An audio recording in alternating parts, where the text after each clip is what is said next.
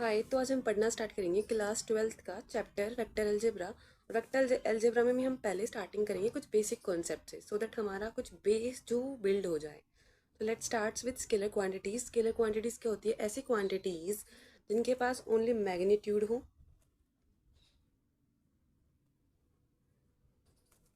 But no direction. उनके पास कोई direction ना हो, ऐसी क्वांटिटीज क्या होती है? Scalar quantities. Magnitude in short आप क्या कह सकते हो? उसकी लेंथ के बारे में बात कर रहे हो आप। मैग्नीट्यूड मीन्स डायरेक्शन, कि प्रॉपर डायरेक्शन में ही वो चीज़ हो। तो ऐसा कुछ रिक्वायरमेंट नहीं होती स्केलर क्वांटिटीज़ में। एग्जाम्पल के तौर पे आप क्या कह सकते हो? एरिया, या किसी पर्सन की हाइट, डिस्टेंस, वट एवर आप कह सकते हो उसको किस में? स्केलर क्वांटिटीज़ में, क्योंकि ऑफकोर्स वो क्वांटिटीज़ कैसी है? स्केलर है। Next come to vector quantities. Vector quantities क्या होती है हमारे पास? ऐसी क्वांटिटीज़ जिनके पास अपना मैग्नीट्यूड भी हो, डायरेक्शन भी हो, एंड वो फॉलो करती हो आपके पास parallelogram law of vector addition को भी। तो हम कहेंगे कि यस, वो क्वांटिटीज़ कैसी हैं? वेक्टर क्वांटिटीज़ हैं। एग्जाम्पल के तौर पे आप क्या कह सकते हो? डिस्प्लेसमेंट। जो डिस्प्लेसमेंट होती है हम वहाँ पर स्पेशल बताते हैं कि 7 metre in this particular direction, whatever जो भी आप डायरेक्शन ले रहे हो। ठीक है। उसके बाद हम कुछ बेसिक्स वेक्टर के बारे में स्टडी करते हैं यहाँ पर। आप लोगों ने शायद स्टडी कर रखा हो, आपने पढ़ भी लिया होगा थोड़ा बहुत अपनी बुक से, जिसमें आता है types of vector. Types of vector में भी आपने काफ़ी बार पढ़ा होगा, काफ़ी टाइप्स होते हैं, बट हम कुछ बेसिक्स टाइप में यहाँ पर डिस्कस करेंगे। फर्स्टली, जैसे आपके पास आ गया ज़ीरो वेक्टर। ज़ीरो वेक्टर का मीनिंग कैसे? वेक्टर, वो वेक्टर्स, ज़ीरो वेक्टर्स क्या होते हैं? वो vectors, those vectors which are having magnitude zero. Means those vector which are having magnitude zero, means zero magnitude होता है इनका। मीन्स अब सोचो, ऐसे वेक्टर जिनका मैग्नीट्यूड ही ज़ीरो होता हो, मीन्स उनकी लेंथ ही ज़ीरो हो। नो मतलब क्या बताओगे आप? लेंथ ज़ीरो का मीनिंग मतलब कुछ है ही नहीं। अब जिसकी आपको मैग्नीट्यूड के बारे में ही कुछ इतना अच्छे से ना पता हो, मीन्स उसकी मैग्नीट्यूड ही ज़ीरो हो, तो उसके डायरेक्शन के बारे में आप क्या बताओगे? ऑफ कोर्स कुछ नहीं बता पाओगे। दैट मीन्स वेक्टर का मीनिंग क्या होता है? Magnitude as well as direction. आपको मैग्नीट्यूड तो क्लियर हो गया भाई, यहाँ पर जीरो मैग्नीट्यूड है। डायरेक्शन आपको कैसे क्लियर होगी? वो भी हमें सोचना पड़ेगा, because this is a vector. Of course zero vector, आपने जीरो वेक्टर बोला है यहाँ पर, तो जीरो मैग्नीट्यूड। बट वेक्टर के लिए हम क्या बताएंगे यहाँ पर? कि भाई यहाँ पर इसकी जो डायरेक्शन होती है वो कैसी होती है? अनडिटर्मिनेंट, कि हमें इसकी डायरेक्शन का कुछ पता नहीं होता। Okay, let okay, for a moment मैं आपको वेक्टर बताने से पहले कुछ एक क्वांटिटीज बताना चाहती हूँ। मैंने बोला यहाँ पर वेक्टर। अब आपको मैं बता दूँ, अगर मैंने रिप्रेजेंट करना है, अगर मैंने बोला कि A B is a vector, A B क्या है मेरे पास? वेक्टर है। तो वेक्टर के लिए यहाँ पर कुछ चीज़ें मुझे इससे पहले पढ़नी पड़ेंगी, टाइप्स ऑफ वेक्टर से पहले। अगर मैंने बताना कि A B is a vector, तो मैंने लिखा ए बी, कैपिटल लिखना है, उसके ऊपर दिस इज, ये सिंबल। ठीक है। अब वेक्टर बोला मैंने, ये सिंबल यानी कि एक पर्टिकुलर लाइन, और उसके आगे मैंने एक एरो लगाया है। इसका मीनिंग क्या हुआ? जो ये लाइन है ये किस चीज़ को रिप्रेजेंट करती है? मैग्नीट्यूड को। और ये जो ये एरो हेड किस चीज़ को रिप्रेजेंट करता है? डायरेक्शन को। ओके। अब मैंने आपको बताना था कि directed line segment, directed line segment कुछ टर्म्स मैं आपको क्लियर कर दूँ उससे पहले। एक आपने पढ़ा होगा कभी भी, डायरेक्टेड लाइन सेगमेंट मीन्स एक कोई भी एक इनफाइनाइट लाइन जिसका कोई भी एक लाइन सेगमेंट क्या होती है? जिसके पास आपके पास दोनों एंड पॉइंट्स हो। ठीक है। अब दोनों एंड पॉइंट्स हैं, दैट मीन्स भाई वो फाइनाइट है नेचर में। फाइनाइट तो मैंने सपोज किया यहाँ से यहाँ तक है, उसको मैंने इस टाइप में कर दिया। भाई कोई भी इनफाइनाइट लाइन थी, उसका कुछ हिस्सा मैंने बता दिया यहाँ से यहाँ तक का मैंने चूज कर लिया, उसके आगे मैंने एरो हेड लगा दिया।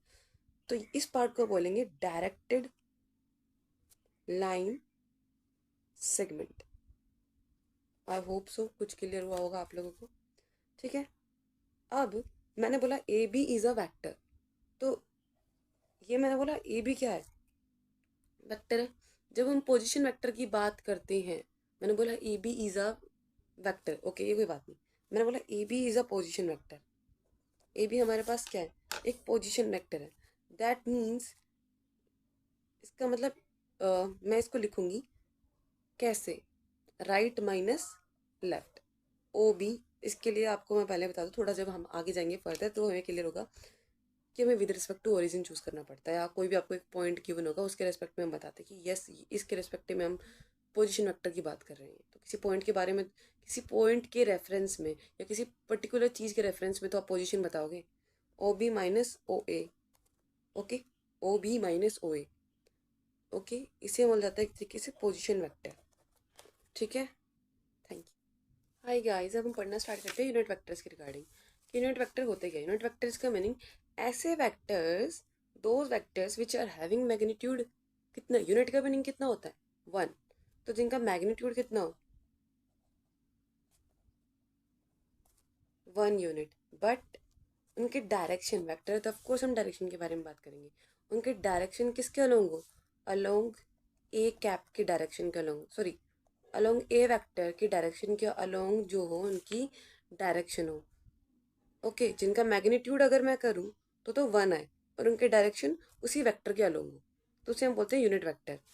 अगर मुझे बताना है कि यस, मैंने बोलना है कि भाई ये आपका यूनिट वेक्टर है, मतलब उसका मैग्नीट्यूड 1 होना चाहिए। यहाँ से ना आपको यूनिट वेक्टर की, यहाँ से आपको एक इम्पोर्टेंट चीज़ सीखने को मिलेगी, इसका नाम होगा ए कैप। ए कैप, इसे हम बोलते हैं ए और उसके ऊपर कैप, ए कैप।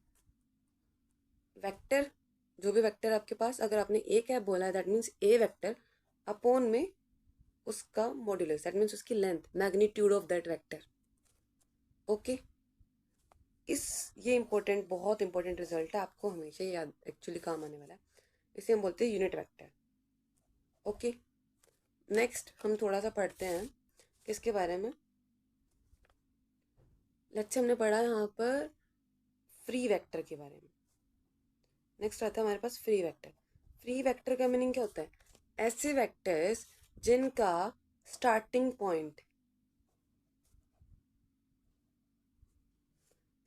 पॉइंट, और यू कैन से क्या, कि उनका ओरिजिन जो है इज नॉट फिक्स्ड, उनका ओरिजिन फिक्स्ड नहीं होता, उसे हम बोलते हैं फ्री वेक्टर। फॉर एग्जाम्पल, आपने एक वेक्टर ऐसे लिखा, एक वेक्टर ऐसे रिप्रेजेंट कर दिया, ठीक है, ओके। अब ये तो एक फ्री वेक्टर है अपने आप में, ठीक है, ये एक प्लेन में फ्री है, तो जरूरी नहीं कि आपने इन दोनों को ऐसे रखा है तो ये प्लेन में ऐसे ही रहेंगे, आप इनको मूव कर सकते हो बिकॉज दे आर फ्री। तो आप चाहे इनकी पोजीशन ऐसे कर दो, your choice, okay.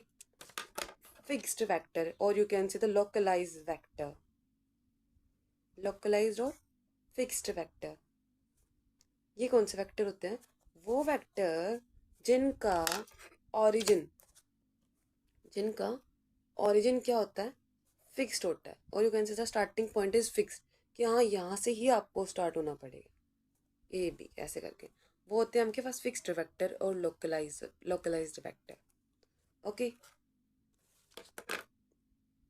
Let's discuss some other vector as well. हम यहाँ पर डिस्कस करते हैं कोलिनियर वेक्टर, कोलिनियर वेक्टर, और इनका और भी नाम होता है, और you can say the parallel vectors, collinear और पैरेलल वेक्टर।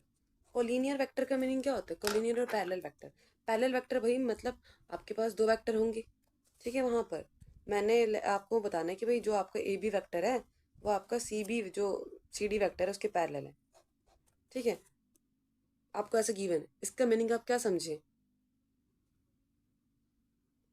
पहले तो मैं आपको कोलिनियर का मीनिंग बता दूँ, कोलिनियर वेक्टर का मीनिंग नहीं बता रही, इसमें कोलिनियर का मीनिंग बता रही हूँ। कोलिनियर का मीनिंग क्या होता है, 3 points, 3 points which are lie on the same line, उसे हम बोलते हैं कोलिनियर पॉइंट्स, ये कोलिनियर का मीनिंग होता है, okay. Now comes to collinear vector और पैरेलल वेक्टर, जो एक ही बात होती है। इसका मीनिंग, मैंने बोला अगर A B vector is parallel to C D, इसका मीनिंग क्या हुआ, आप क्या समझो इससे, इसका मीनिंग दो वेक्टर अगर आपसे कहीं बोला जाए ये दोनों वेक्टर एक दूसरे के पैरेलल है, दैट मीन्स आप उन दोनों को एक दूसरे के मल्टीपल की फॉर्म में लिख सकते हो। तो A B is equal to lambda times whatever, जो भी लैम्डा इज नथिंग बट क्या है ये हमारे पास स्केलर है, scalar multiple okay C D का। आप बोल सकते हो A B is nothing just lambda times C D, ठीक है। ये हमारे पास क्या होता है कोलिनियर वेक्टर के लिए।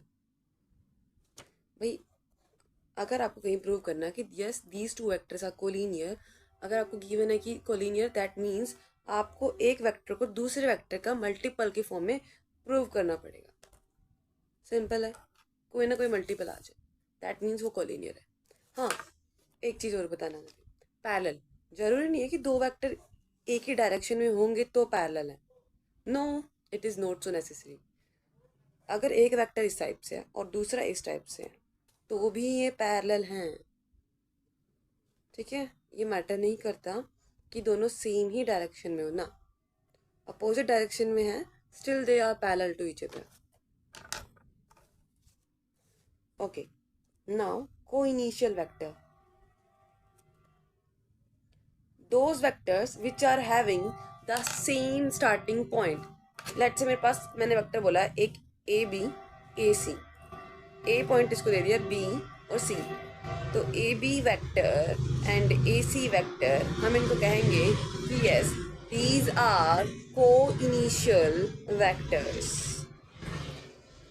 क्यों कह पाएंगे?